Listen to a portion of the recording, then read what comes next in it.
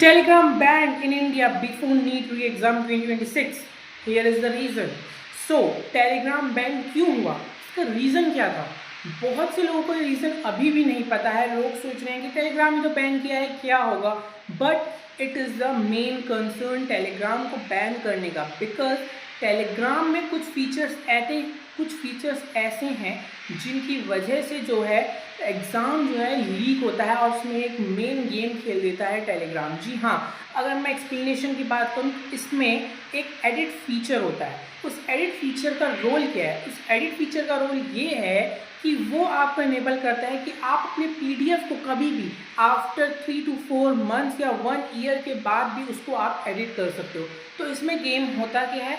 इसमें गेम ये होता है कि आपको बाय चांस मैंने कोई पीडीएफ 2 जून को अपलोड करी एंड जो पेपर है वो हमारा 9 जून को है, मान लीजिए. तो हुआ क्या, वो 2 जून को पीडीएफ अपलोड हुई बट 9 जून को पेपर है. तो जो स्कैमर्स होते हैं वो क्या करते हैं, वो 9 जून को जब पेपर हो जाता है या फिर होने वाला होता है 8 जून को, उस 2 जून के पीडीएफ को जो है भेजते हैं टेलीग्राम चैनल्स पे, जहाँ पे मोस्ट ऑफ स्टूडेंट जो है नोट्स लेते हैं या फिर पढ़ते हैं, वहाँ पे वो भेजते हैं. अब वहाँ पे उस एडिट फीचर का कमाल ये होता है कि वो एडिट तो हो जाती है, तो उसमें जो प्रीवियस पेपर होता है उसको हटा के जो स्कैमर्स हैं उसमें नीट का पेपर डाल देते हैं, और जिस दिन नीट का पेपर हो जाता है कंप्लीट, उसी दिन वो उस पीडीएफ को उसमें अपलोड करते हैं.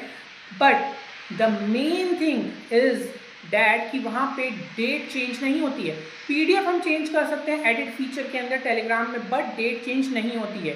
बच्चे क्या सोचते हैं कि जो पेपर है वो ऑलरेडी लीक हो चुका था 2 जून को, बट द मेन थिंग ये थी कि पेपर लीक नहीं हुआ था, सिर्फ और सिर्फ एक स्कैम किया था. उसमें जो प्रीवियस था वो हटा के जो प्रेजेंट जो पेपर हुआ उसको डाल दिया, और फिर वो ये कहते हैं कि हमने इस बार का पेपर लीक किया, देन हम अगली बार का भी करते हैं और हम करेंगे, और वो स्टूडेंट्स को स्कैम में फंसाते हैं. और स्टूडेंट्स अच्छी खासी अमाउंट देते हैं, 25-30 लाख 5-10 लाख रुपए देते हैं उस पेपर को ख़रीदने के लिए, जबकि वो होता है फुल ऑफ स्कैम.